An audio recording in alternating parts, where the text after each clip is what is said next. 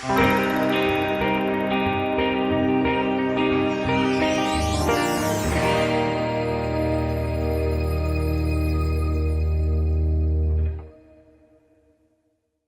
hablando de la semana pasada estuvimos hablando acerca del jubileo y de lo que significa realmente el evangelismo, lo que significa ser una iglesia evangelística y lo que significa proclamar las buenas nuevas del evangelio.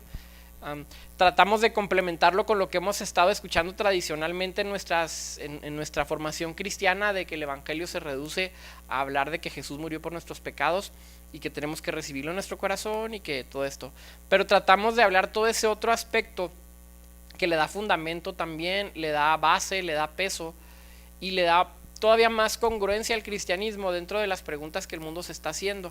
Entonces estuvimos hablando acerca del jubileo, ¿se acuerdan? Hablamos del 7, en la creación, en el 7 de la tierra tenía que descansar, en el jubileo 7 semanas de 7 y en Daniel 70 semanas de 7, y lo aterrizamos en que Jesús, cuando habla en Lucas capítulo 4 y dice el Espíritu del Señor está sobre mí, concluye diciendo porque me ha ungido para proclamar el año agradable del Señor. ¿Qué significaba eso? Para decir que el gran jubileo, el jubileo de jubileos, está en medio de nosotros. Entonces, entendiendo todo este concepto, nosotros como iglesia tenemos que repensar lo que significa ser iglesia y lo que significa manifestar el evangelio a un mundo necesitado. Algo importante que debemos de considerar y creo que no lo hacemos tan seguido es considerar las preguntas que el mundo se está haciendo. ¿Qué suceso importante acaba de ocurrir estos días? Murió Fidel Castro. Por ahí subí un artículo en mi Facebook de Juan Stam, un teólogo costarricense, en una visita en el 92 que está a Cuba, le manda a hablar Fidel Castro y le pregunta sobre el apocalipsis. Muy interesante que las preguntas de Fidel, como un hombre, fue un hombre culto, fue un hombre de izquierda, fue un hombre socialista, marxista, todo esto, pero trata de encontrar en la Biblia y en su lógica, en el Apocalipsis se encontraba las respuestas acerca de lo que estaba ocurriendo en el mundo. ¿Qué está pasando con los genocidios? ¿Qué está pasando con el capitalismo? ¿Qué está pasando con los sistemas de gobierno? Le hace la pregunta directa: ¿qué está pasando con los bosques en el mundo que se están acabando? Trata de encontrar respuestas en la Biblia a los sucesos sociales que están aconteciendo en su tiempo. Y para eso llama a Juan Stam, y Juan Stam narra esa noche que estuvo con él y cómo Fidel trata de encontrar ciertas respuestas. Ese es un ejercicio bastante sabio. Debemos de cuestionar lo que está sucediendo. ¿Qué dice la Biblia sobre lo que está pasando hoy en día? Ganó Trump y se muere Fidel. Hay que preguntarle a Dios: ¿qué está pasando, Señor? Sin llegar al misticismo y sin tratar de llegar a un punto de decir vamos a tratar de descifrar los tiempos, simplemente decir cuál es la respuesta, cuál es la postura correcta de la iglesia frente a estos sucesos. Debemos de apoyar a Trump, debemos de no apoyarlo, debemos de participar de ciertas cosas o no. Y ahora que muere Fidel, tengo amigos cubanos y es muy dividida la opinión. Recuerdo mucho un día que mi hermana viajó a Cuba hace algunos años perdón, y me trajo una camiseta del Che, y era una camiseta roja totalmente con la cara del Che enfrente. Entonces, cuando me fui al Instituto Bíblico en Dallas, un día se me ocurrió ponerme la camiseta del Che porque me sentía yo revolucionario. Y recuerdo que llegó detrás de mí un cubano y me dio un golpe en la espalda. No me dio con el puño cerrado, no, pero con la mano abierta. Me dijo: ¿por qué traes esa camiseta? Está muy enojado. Entonces yo, dentro de mi ignorancia, pues no supe ni qué contestar. Pero ahora que murió Fidel, he encontrado de los dos lados cristianos que dicen el satánico Fidel, y otros cristianos que dicen gran Fidel por luchar por los ideales y por luchar por el pueblo, algo que todos los cristianos deberíamos de estar haciendo, ¿no? Y los cubanos están igual de divididos. Bueno, ¿cuál es la postura de la iglesia frente a estas situaciones, no? Son preguntas que debemos de hacernos para poder presentar de la mejor manera a Cristo, porque somos representantes de Jesús en esta tierra. Entonces, hacernos ese tipo de preguntas. Ahora, vamos a hablar de un tema hoy que vamos a hablar sobre el tema de lo que tradicionalmente se le llaman los nombres de Dios, que es un título que no me gusta, porque Dios no tiene nombre como tal. Dios no necesita un nombre, y Dios su mamá no le puso nombre cuando nació. Esto de los nombres es una característica de nuestra sociedad para poder identificar uno de otro, pero Dios como tal no tiene un nombre. Entonces, cuando hablamos de los nombres de Dios, es muy fácil inconscientemente relacionarlo con lo que significa un nombre en nuestro contexto. Entonces, eso es lo que me molesta a mí del uso de estas frases. Entonces, vamos a hablar de cómo Dios se ha manifestado, se ha mostrado a la humanidad, y son muchos nombres los que han aparecido a través de toda la Biblia, pero quiero que abordemos 3 específicamente, 3 y luego entre paréntesis 1/4 que se va a estar pegado con el número 3, para que nosotros también podamos entender de mejor manera lo que significa Dios para nosotros en este momento, en el siglo XXI, en este año donde están sucediendo tantos cambios, tanta persecución, siguen matando cristianos. Esta semana vi un artículo de otro cristiano que ahora lo crucificaron, salió hace un par de días, el grupo de ISIS, y otra vez sacaron un video y otra vez hicieron toda la faramaya que hacen, pero ahora crucifican cristianos y hasta que mueren, ¿verdad? Lo ponen en unos maderos hasta que se mueren. Entonces, ¿qué significa ser cristianos dentro de nuestro contexto? ¿Qué preguntas hay que realizarnos para poder presentar a Cristo? Y creo que este tema de los nombres, de estos 3 nombres que vamos a estar hablando, nos pueden dar luz sobre el tema. Vamos a ir a Éxodo capítulo 3 y vamos a partir por lo primero. La primera aparición como tal que tiene Dios como una manera de presentación a la humanidad ocurre cuando Moisés está en escena, y en el libro de Éxodo se nos narra la situación. Cuando Dios empieza a llamar a Moisés en el capítulo 3 acerca de un mandamiento, una situación que él tiene que resolver, que en este caso era sacar a los israelitas, o a los hebreos más correctamente, de la nación de Egipto. Entonces le empieza a dar este llamamiento, pero Moisés, dentro de su pensamiento y dentro de su conocimiento, dice, bueno, pues ¿quién me está mandando? ¿Quién me está llamando? No hay una religión formal, institucional, y no tenemos un nombre para nuestro Dios, el Dios de Israel. Entonces empieza a hacer preguntas, obviamente, y dice, bueno, ok, algo se me apareció, algo me está diciendo que tengo un llamado, quiero saber quién es ese algo. Bien pudo haber sido una visión, bien pudo haber sido que andaba enfermo del estómago y le cayeron mal la cena y andaba imaginando cosas en un sueño. Entonces empieza a cuestionarse el llamamiento que le está haciendo Dios. Y la primera pregunta que hace, bueno, es ¿quién me está llamando? ¿En nombre de quién le digo a la nación de Israel que vengo a sacarlos? Y la respuesta de Dios tenemos que entenderla en su contexto, porque estamos hablando de hace muchos miles de años, cuando todavía la civilización estaba tratando de desarrollarse como tal. Había pasado relativamente poco tiempo entre los relatos de los primeros seres humanos y el relato de Éxodo, aunque no estamos diciendo que hayan sido los únicos seres humanos. No me quiero complicar, pero verso 13, la última parte, Moisés le dice, ¿cuál es su nombre? ¿Qué le responderé?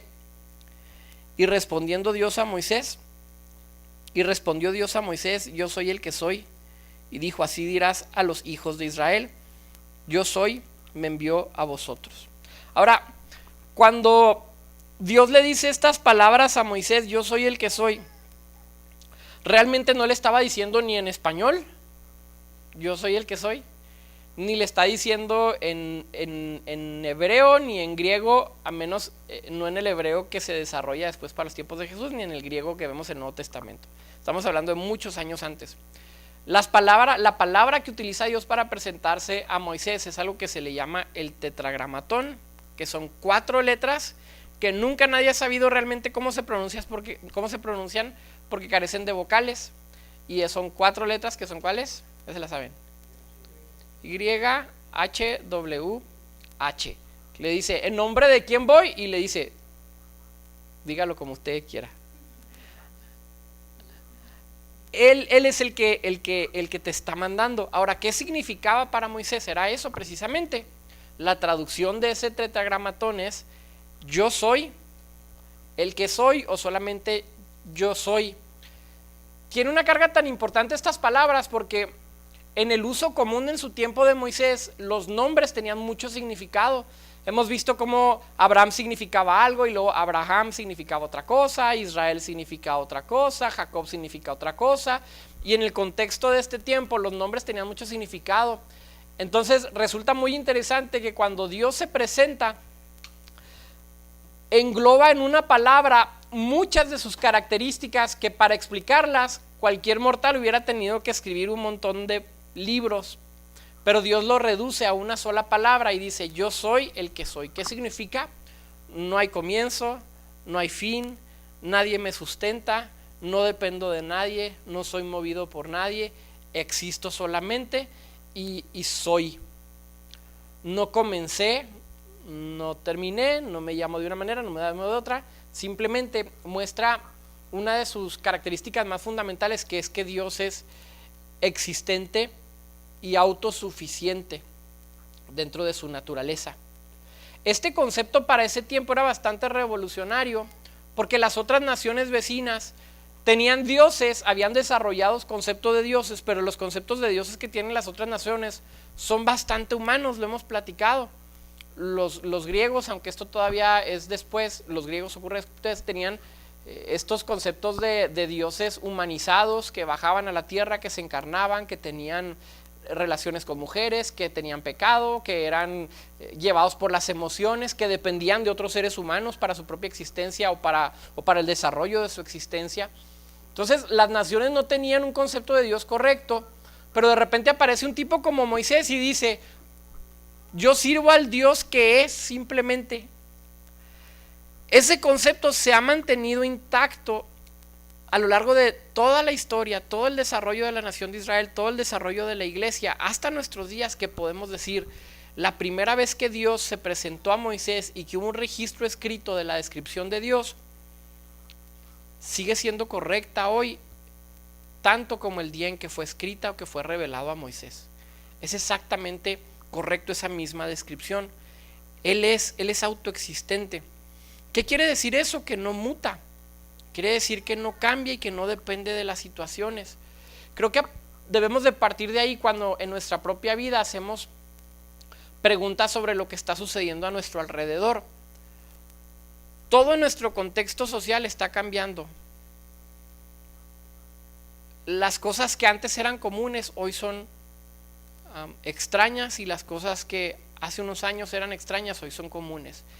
Pero este es un cambio constante que a lo largo de toda la historia se ha desarrollado.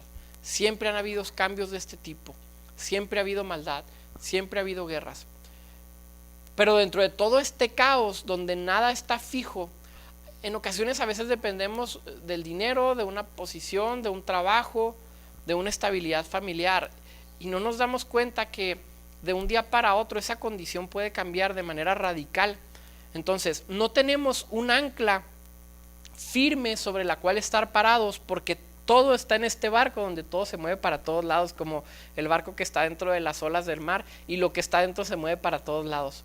Pero el ancla que es Dios es inconmovible, y podemos estar seguros que todas las situaciones que ocurren en el mundo se mueven, pero todas se mueven en torno a un único ser que está firme en todo, inconmovible e inmutable, que se llama Dios. Entonces, cuando nosotros tratamos de buscar a Dios para dar respuesta a las situaciones que hay en nuestra vida, debemos de partir de este principio. Podemos acercarnos a Dios sabiendo que es inconmovible y que no vamos a encontrar ese caos que encontramos en nuestra vida. Hay caos que se encuentran en nuestras vidas. Entonces se presenta con este primer nombre. Ahora, este primer nombre se empieza a desarrollar con el tiempo, y debido a que en Éxodo capítulo 20 Dios les da la instrucción a la nación de Israel y les dice: no vas a tomar el nombre de Dios en vano. A causa de este mandamiento, los hebreos deciden no utilizar el tetragramatón para dirigirse a Dios, porque dicen: no podemos utilizarlo porque es demasiado santo ese nombre. Entonces empiezan a sustituir esta palabra y empiezan a referirse a Dios con la palabra Adonai. Adonai entonces es un título que se le pone a Dios para que podamos decirlo, acercarnos, mencionarlo sin caer en un pecado que pudiera significar en algunos casos la muerte de cada ser. Entonces se le cambia el nombre. Pero haciendo un poquito de historia, en el siglo XVI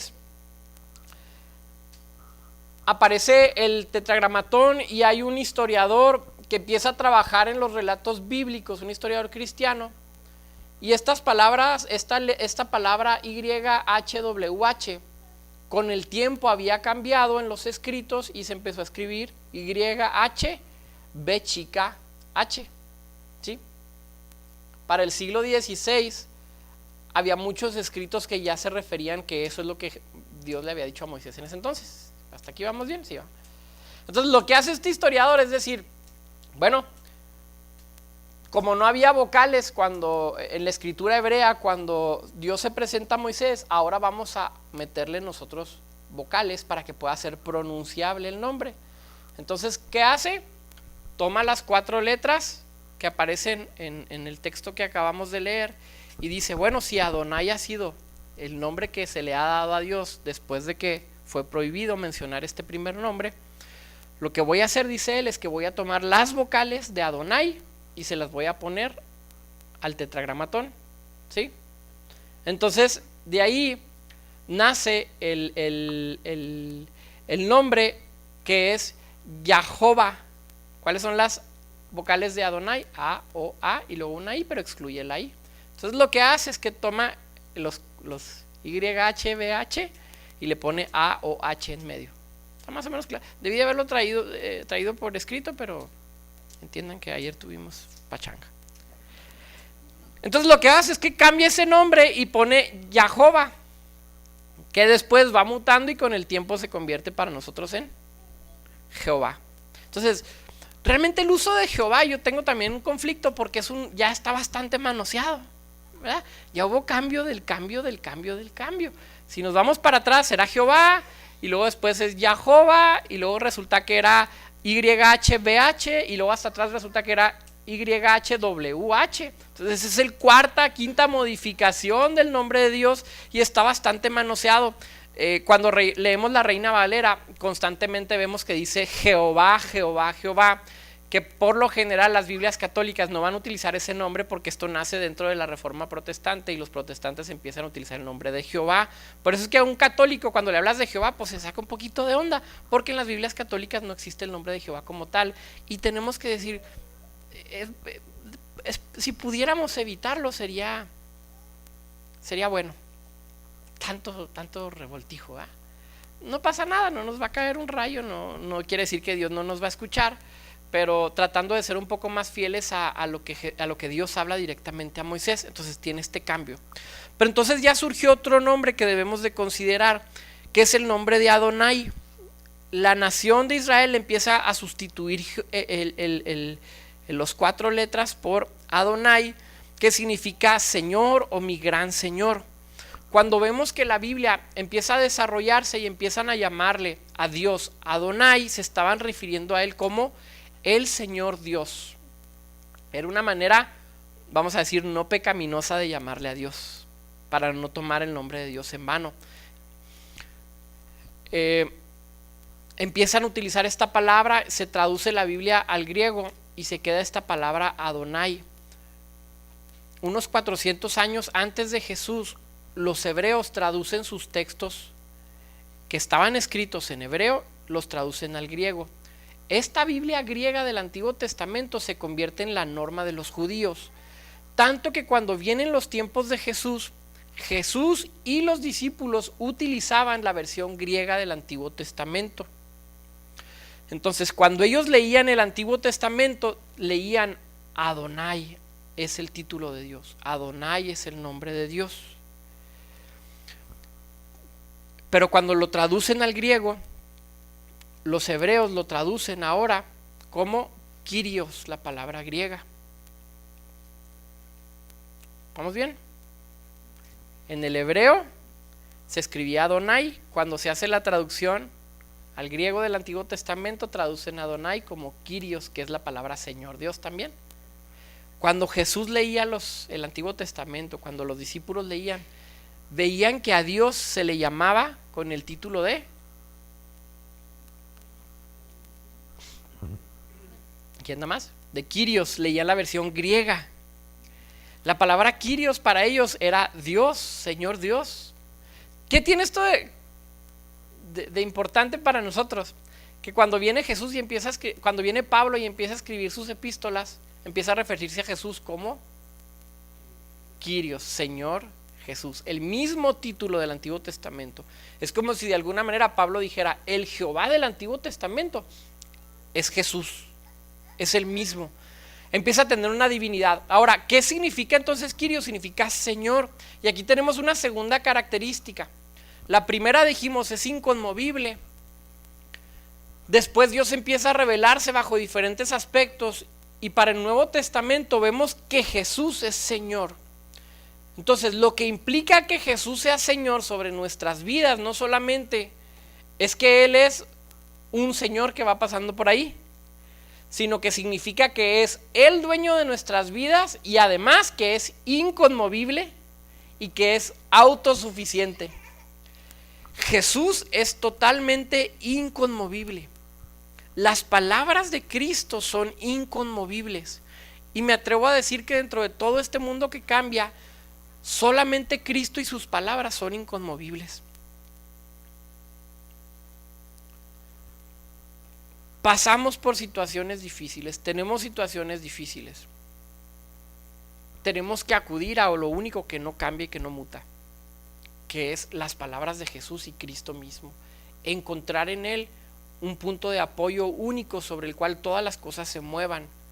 Por eso es que alguna vez escuché que una persona decía, es incorrecto decir que en primer lugar en tu vida está Dios, en segundo lugar está tu esposo, tu esposa si quieres, o si no tienes, bueno, tu trabajo o lo que tú necesites, y en tercer lugar tus hijos y luego tu trabajo.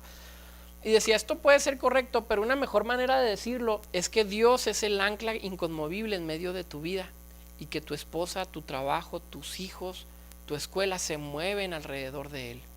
Él es lo único inconmovible. Menciono esto porque he estado notando que siempre hacemos planes y nosotros somos los inconmovibles. Y se nos ha enseñado de alguna manera que Dios es el que se tiene que mover para darnos a nosotros la bendición, el favor, que nos saque de las circunstancias.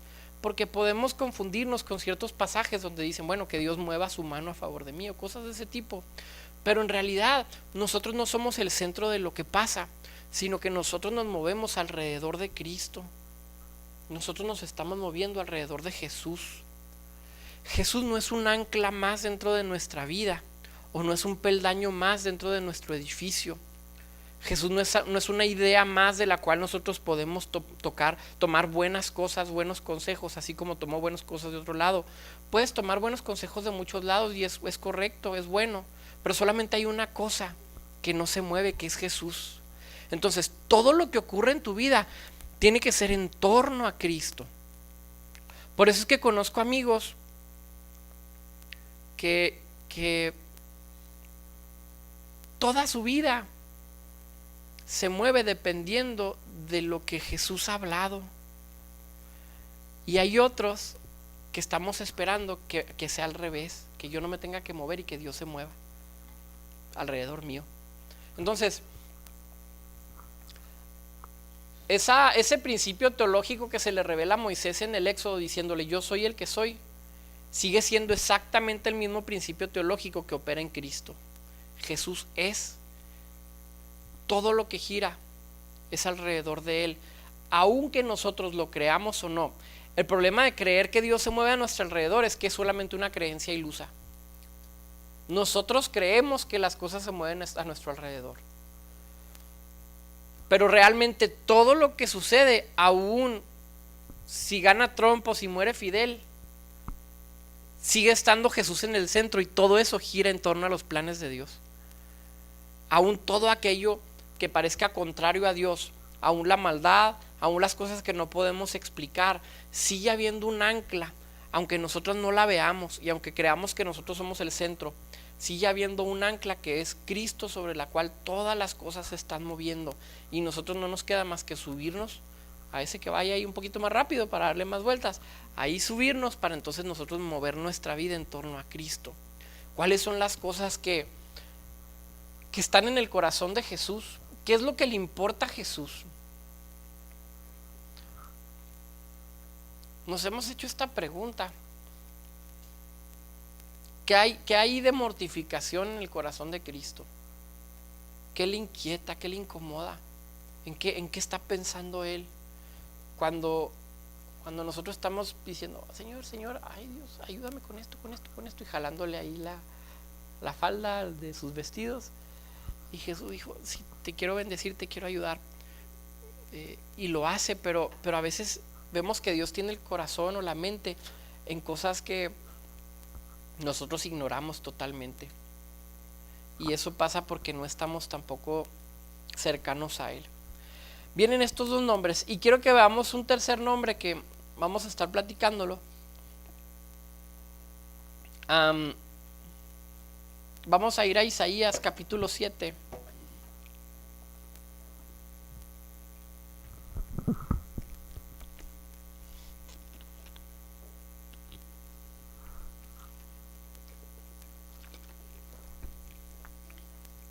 Porque en Jesús hay muchos nombres alrededor de Jesús. Isaías 7:14 dice, por eso el Señor mismo os dará un signo, una señal. Mirad, la Virgen está encinta y dará a luz un hijo y lo pondrá por nombre Emmanuel. Y surge inmediatamente la pregunta, bueno, ¿qué Jesús tenía un segundo nombre? Que nunca no estábamos enterados, Jesús Emmanuel, hijo de José. ¿Qué pasa? ¿Por qué el ángel le da esta profecía? ¿Y qué significa este tercer nombre que aparece? Sabemos lo que significa Emmanuel, ¿verdad? ¿Qué significa? Dios con nosotros. Ahora, este Dios con nosotros no solamente se debe de mencionar o entender como un sentido moral en el cual decir, bueno, Dios está de mi lado y me quiere ayudar. Aunque esto también se incluye, el Dios con nosotros significa que Dios descendió y estuvo en medio de nosotros. ¿Se acuerdan que el domingo pasado hablamos de Juan capítulo 1 donde decíamos, y habitó en medio de nosotros y vimos su gloria como el unigénito del Padre? Habitó entre nosotros, ese es el cumplimiento de Emmanuel. Cuando nosotros pensamos en Dios, hacemos una separación tan grande de que Dios está otra vez en el cielo y el cielo está a millones de kilómetros. Les he contado ya esta historia de este supuesto telescopio que logró captar a través de un hoyo negro la ciudad celestial. Por favor. Eran relatos famosos hace algunos años. El cielo no está tan lejos, el cielo está aquí en este momento y ahora. En este momento y ahora está en medio de nosotros. Cuando pensamos que Jesús es Emmanuel, que Dios está con nosotros, no pensamos en un sentido únicamente moral, decir, Dios me apoya, ándale, yo estoy contigo, pero tú estás allá muy lejos, pero yo estoy ahí contigo, como decimos nosotros, en espíritu, o en mente, o en corazón, sino que en realidad Jesús está en medio de nosotros. Esa conciencia que tenían los primeros cristianos de pensar, Cristo verdaderamente está en medio de nosotros, es lo que hacía que fueran personas de fe, personas que cambiaran su manera de pensar, que a final de cuentas es el requisito más fundamental o más repetido por Jesús. Arrepiéntanse porque el reino de los cielos se ha acercado. Cambien su manera de pensar porque ya no estoy tan lejano como antes, pero el reino de los cielos está en medio de vosotros. Es decir, aquí está el cielo en medio de nosotros. Emmanuel significa eso. El reino de Dios está tan cercano a nosotros, el cielo está cercano a nosotros y Cristo está hoy en medio de nosotros. Por eso las palabras de Jesús, cuando se reúnan 2 o 3 en mi nombre, dice, ahí voy a estar también yo.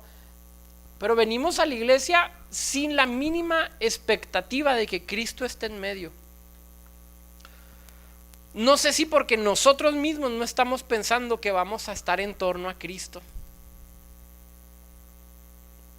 No sé si de alguna manera inconsciente pensamos, bueno, yo voy ahí, pero realmente no tengo tantas ganas de que Jesús sea el centro. Entonces eso elimina el único requisito, que es que cuando Jesús esté es cuando estemos en torno a su nombre. Entonces, hoy, en este domingo, en este día específico, debemos de entender que realmente y no de manera simbólica, Dios está en medio de nosotros. Y de que el reino de los cielos está en medio de nosotros, ya. Y de que el cielo está en medio de nosotros, ya. Todos estos conceptos que Jesús utiliza para decir, estamos cercanos, ya estoy cerca de ustedes. Pero en nuestra vida no podemos aplicarlo de manera práctica si no lo asimilamos de manera espiritual. Y vemos que hay muchas carencias en nuestra propia vida por no entender que Jesús está cercano a nosotros. Entonces le dice a esta persona: va a haber una virgen que va a dar a luz un hijo y se le va a poner Emmanuel. Ahora, aquí hay algo interesante y es el paréntesis que quiero hacer con el tercer nombre, que es el nombre de Jesús. Jesús es la versión griega del hebreo, que es Yeshua, que significa, ¿cuál es el nombre en español de Yeshua? Le voy a dar un chocolate. Eso significa, pero digo ¿qué nombre es? Josué. Josué es el nombre de Jesús. Josué, no traigo chocolate, era mentira. Josué es el nombre de Jesús en hebreo.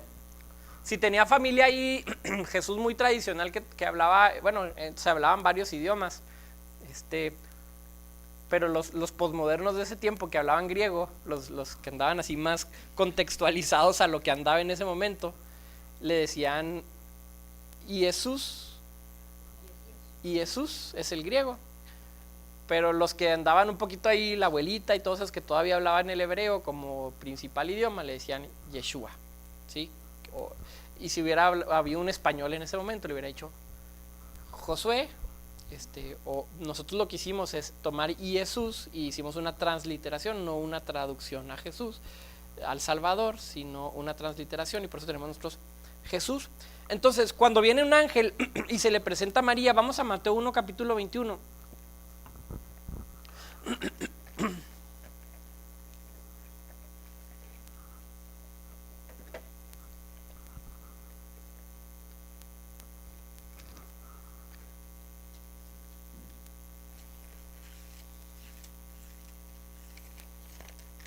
Uno 21 dice: y dará a luz un hijo y llamarás su nombre Jesús, porque él salvará a su pueblo de sus pecados. Ahora sí, el significado de Josué, el significado de Jesús, el significado de Jesús es Salvador, ¿verdad? O Jehová salva, Dios salva.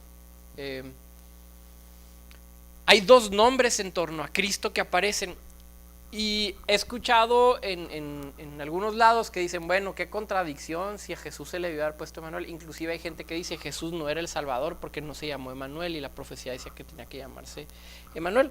El asunto es lo mismo. El asunto es que el nombre de pila no era exactamente el propósito de la persona. ¿Se acuerdan que Jesús se topa con unos discípulos y les llama Boanerges? ¿Qué significa qué? Hijos del trueno, ¿se acuerdan? A dos de sus discípulos les da un nombre, pero no era su nombre de pila, sino era lo que describía mejor su condición. Pedro, sabemos que no se llamaba Pedro. ¿Cómo se llamaba? Cefas, o en griego Simón. Entonces, Pedro es el nombre que le da Cristo para describir la función de Pedro. Emmanuel es el nombre que Dios le da a Jesús para describir que Dios iba a estar en medio de ellos a través de Cristo y que en él habitaba plenamente toda la deidad. Entonces no debemos de confundirnos en ese sentido, pero Cristo es realmente Jesús en medio de nosotros. Hay muchos ejemplos de esto en varias situaciones. Vamos a Apocalipsis capítulo 19 verso 13, si alguien lo puede leer, por favor.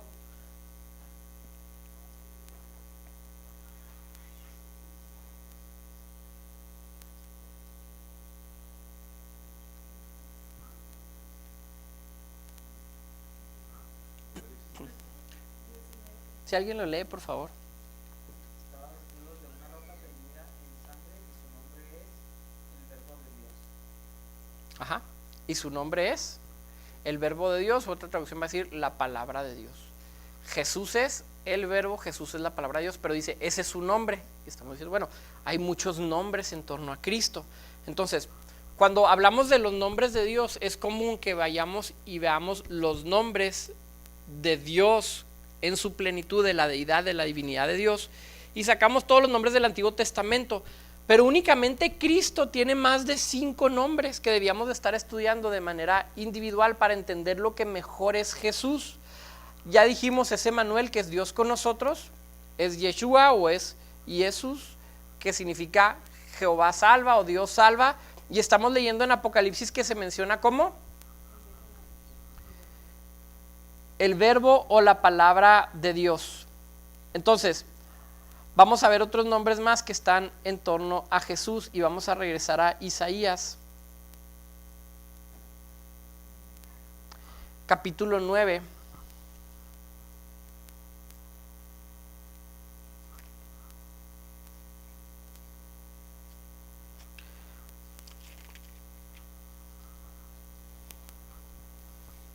Del 1 en adelante dice: mas no habrá siempre oscuridad para la que está ahora en angustia, tal como la aflicción que le vino en el tiempo que livianamente tocaron la primera vez a la tierra de Zabulón y la tierra de Neftalí, pues al fin llenará de gloria el camino del mar, de aquel lado del Jordán, en Galilea de los gentiles.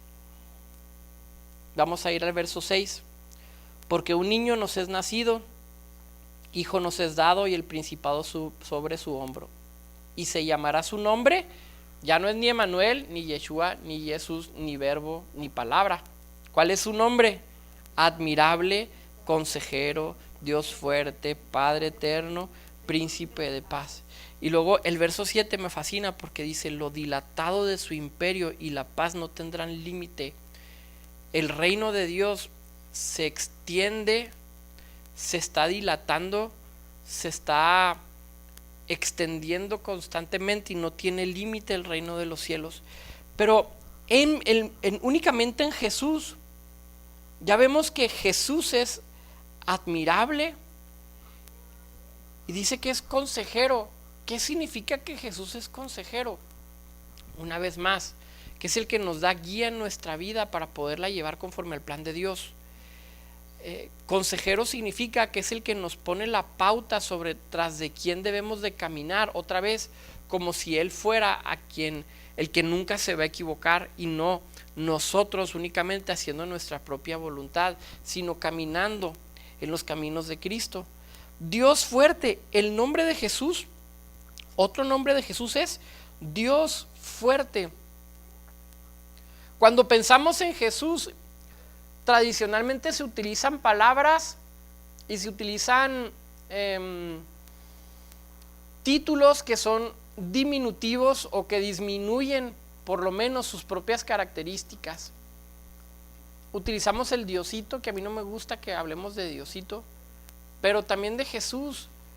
La Navidad, tenemos tan marcada el tiempo de Navidad como el tiempo en que Jesús nace y luego en un pesebre, en medio de una situación difícil, posiblemente en una difícil condición económica, en una situación también de sus papás o el matrimonio de María, que todavía no era matrimonio, pero una situación bastante complicada. Así diría en Facebook, relación de María con José, es complicado en el momento en que nace Jesús.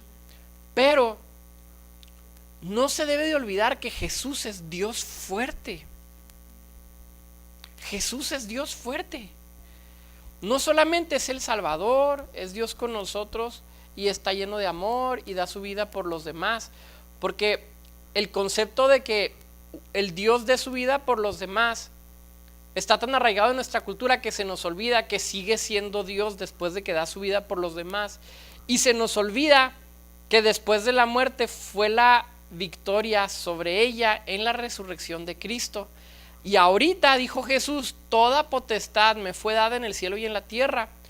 Todo lo que existe en el universo y en la creación están bajo la potestad de Jesús. Jesús es quien gobierna realmente.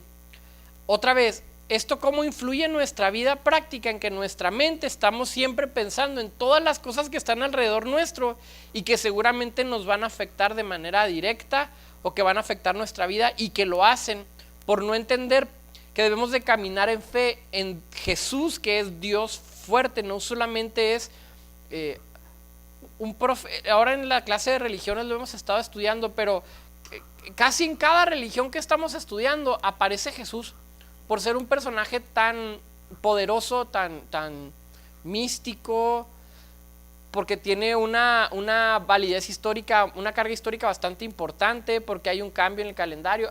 Es decir, en torno a Jesús pasaron muchas cosas. Y cada vez que vemos una religión nueva, aparece Jesús ahí en la religión. Para el Islam, ahí está Jesús y aparece en el Corán, y Jesús pero es un profeta únicamente, ¿no?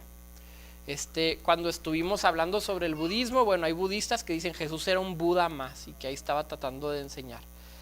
Cuando hablas de, no sé por qué estuvimos hablando este día, íbamos a hablar de religiones y terminamos hablando de extraterrestres, y dijimos que hay grupos que dicen que Jesús fue resucitado por tecnología extraterrestre. Entonces siempre sale Jesús a relucir en todas las corrientes de pensamiento, en todas las religiones, en todas las sectas, aparece Jesús de alguna manera u otra. Los discípulos de Jesús, los seguidores de Jesús, supieron que Jesús era Dios fuerte. Nada menos que eso, nada menor a eso. Caminamos con esa convicción nosotros. Jesús es Dios fuerte. Y no quiere decir que todas las situaciones en nuestra vida se van a solucionar, porque inmediatamente, como nosotros somos el centro de todo el show, pensamos, bueno, si es Dios fuerte, ¿por qué no ha pasado esto en mi vida? El asunto es que Él sigue siendo Dios fuerte, y si no ha pasado es porque Él es Dios fuerte y tiene todo el control. Pero tú arreglarías las cosas de otra manera. Trata de mantener un negocio en orden y te vas a dar cuenta que es difícil. Bueno, trata de mantener 7 billones y medio de personas en el mundo en orden, y dices, no es tan fácil como jugar ajedrez. Dios en su sabiduría sigue siendo Dios fuerte, pero debemos de entender que nosotros estamos alrededor de sus planes, no es que Él se esté moviendo. Por eso es que a veces no entendemos, si es Dios fuerte, ¿por qué no hace esto? Si es Dios fuerte, ¿por qué no estuvo en este momento? Si es Dios fuerte, ¿por qué no hizo esto o lo otro? Porque tú no eres el centro, porque Jesús es el centro. Él es Dios fuerte verdaderamente. Y luego continúa y dice, Padre eterno. Qué interesante esta declaración, porque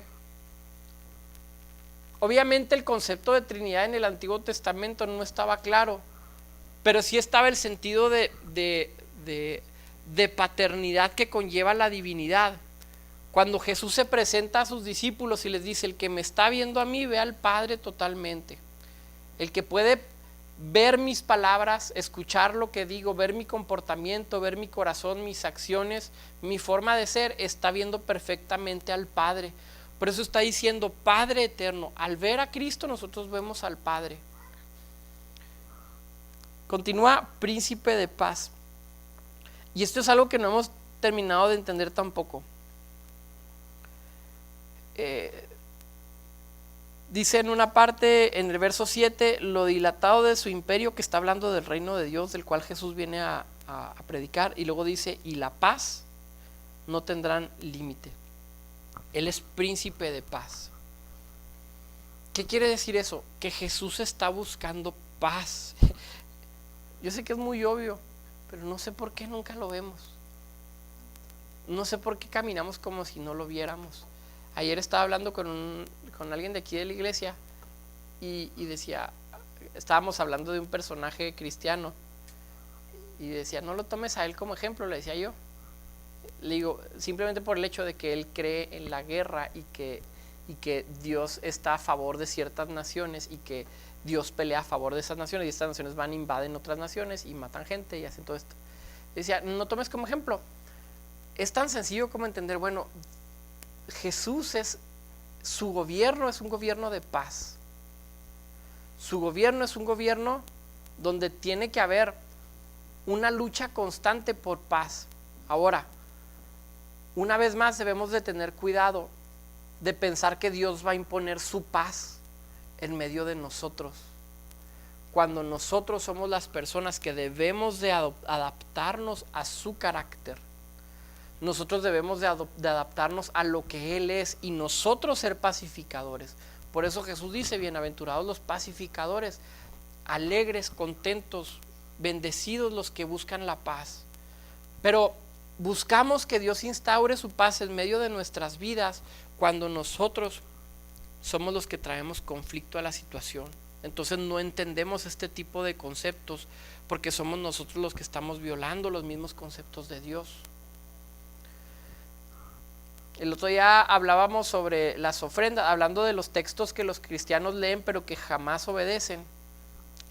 Y un texto que tradicionalmente los pastores no queremos decir es: cuando traigas tu ofrenda, si tienes un pleito con tu hermano, no des tu ofrenda. Ve, pídele perdón a tu hermano, arréglate con él y luego ya vienes y arreglas lo secundario, que es el dinero. Decíamos, Jesús está buscando que haya paz. Otra vez, a Jesús no le interesa que seamos buenos aquí. Si fuera, no somos personas pacificadoras. Reconciliación debemos de entender que estamos llamados a tener. Hay personas, y vamos a decir, yo tengo razón cuando creo que esta persona no se lo merece. Yo tengo razón cuando está. Seguramente vas a tener muchas razones para creer que tú tienes toda la razón y toda la verdad. Pero no puede haber paz si no hay humillación propia. Si no nos humillamos a nosotros mismos. Ayer lo mencionaba muy sabiamente, creo que fue Aarón, el pastor Aarón, estaba compartiendo y dijo, el matrimonio son dos personas que se perdonan. ¿Cómo era la frase? Dos grandes perdonadores. El matrimonio, el éxito de un matrimonio es, ¿cómo? Es que haya dos grandes perdonadores. Ok. Cuando nosotros somos los perdonadores, inmediatamente lo que sucede es que nosotros tenemos paz.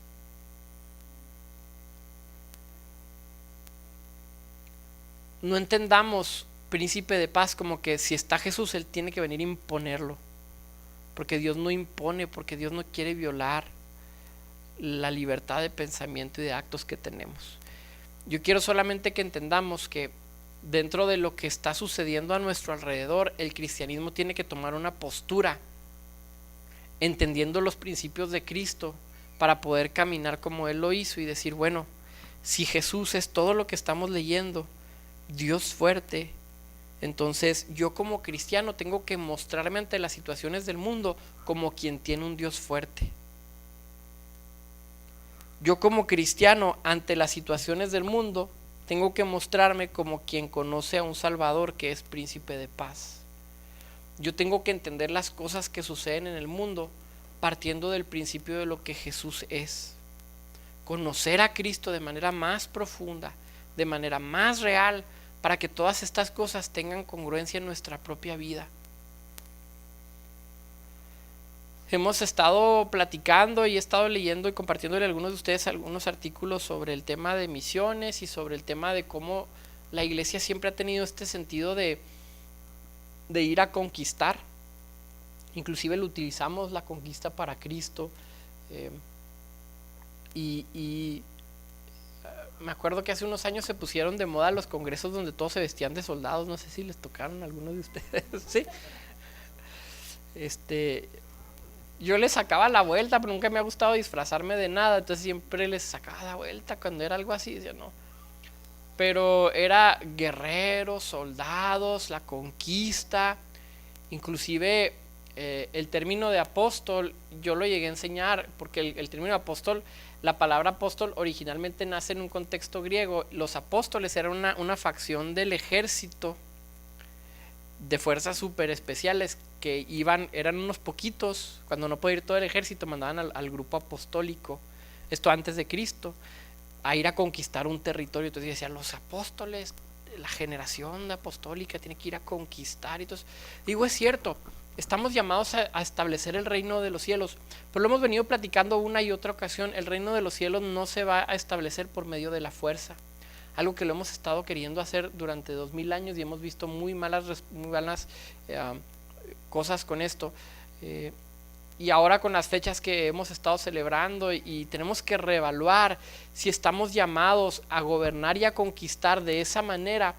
Pero qué interesante sería que saliera una generación de personas apostólicas, si quieres, o misioneros, que fueran a servir y no a imponer. Que fueran a presentar al Jesús que lava los pies. Mañana que vamos a estar en la inauguración de la casa del migrante,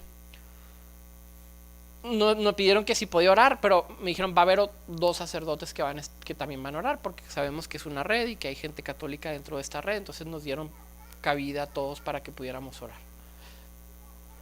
Y mi pensamiento cuando me invitaron, lo primero fue: ¿qué tipo de cristiano voy a ser frente a los católicos? ¿Cómo me presento? Normalmente queremos decir que estamos llenos del Espíritu Santo por medio de los gritos, como que eso impone, como que Él está lleno o por medio de una actitud muy, muy atrevida. Pero el fruto del Espíritu se tiene que manifestar en considerar a los demás superiores. Entonces lo he estado pensando mucho. ¿Qué tipo de cuando digan va a orar el pastor, qué tipo de pastor voy a ser orando enfrente a los católicos? ¿Qué tipo de oración voy a hacer? ¿Qué tipo de Cristo? No puedo en una oración manifestar todo lo que creo de Jesús, pero tengo a lo mejor 1 minuto o 2 para decir esto es lo más importante del Cristo al que yo sigo. Entonces tengo que aprovechar para mostrar ese lado. ¿Qué tipo de Jesús? Y creo que en un primer lugar, cuando nosotros decidimos hacernos menos y orar de la manera más humilde y más sencilla, como aquel hombre que dijo Jesús. ¿Se acuerdan del fariseo que dice gracias porque no? Las palabras del fariseo también. Gracias porque no soy como este hombre pecador. Gracias porque yo sí diezmo, yo sí voy a la iglesia, yo conozco. ¿Se acuerdan que puso el ejemplo Jesús? Y dijo, y viene aquel pecador y le dice a Dios, sé propicio a mí que soy un hombre pecador. Entonces, en primer lugar, puede parecer que nuestra oración humilde y sencilla no produzca nada, y la gente, mientras más inmaduros seamos, menos lo van a entender, pero a la larga, una iglesia, un cristiano que aprende a caminar hacia abajo, a la larga, demuestra el carácter de Cristo, y yo pienso que Dios le da la razón. A la larga. Al mundo le fascina que los evangélicos seamos gritones, que empujemos, que tiremos, que profeticemos, que hablemos en lenguas. Al mundo le fascina ver eso porque inmediatamente ven arrogancia, ven falta de humildad, ven falta de servicio, ven falta de amor hacia el prójimo. Y Jesús una y otra vez hace un llamado hacia esto mismo, y pasaba tiempo. ¿Se acuerdan en este pasaje cuando le traen a la mujer adúltera y dice la palabra que yo me imagino que la avientan a los pies de Jesús y estaba en el piso, y Jesús lo que hace es se sienta? ¿Se acuerdan? Y es cuando empieza a escribir sobre la tierra. Jesús no se queda a la altura de los que la acusaban, pero se reduce físicamente, demuestra estar más empatía con la mujer que con aquellos que la acusaban, y se sienta, y entonces empieza a hablar con ella y con los demás, pero se pone a la altura de ella. Eso es lo que enseña Jesús una y otra vez, pero a nosotros nos gusta por cierta revelación que hemos tenido, porque medio conocemos la Biblia, porque Dios nos rescató de la religión tradicional, por X o por Y. Somos personas que estamos en ocasiones llenas de arrogancia, y si estamos llenos del Espíritu Santo tendría que ser todo lo opuesto. Mira, ahí va un donadie. ¿Se acuerdan que hablamos de que la iglesia, cuando la iglesia tiene que estar constituida de donadies? Hace varios domingos lo estuvimos hablando, porque estuvimos hablando de lo que significa exactamente la iglesia. Que digan, mira, ahí va un donadie, pero dentro de su situación tiene un Dios poderoso. Es donadie porque confía en Dios. Tú perdonas, tú sufres, tú pones la otra mejilla porque confías que tienes un Dios poderoso. Solamente podemos caminar como Cristo cuando entendemos lo que Cristo es, lo que el Padre es. No podemos perdonar, reconciliar, no podemos confiar, ser agentes de paz si no entendemos que Él está en control de todo.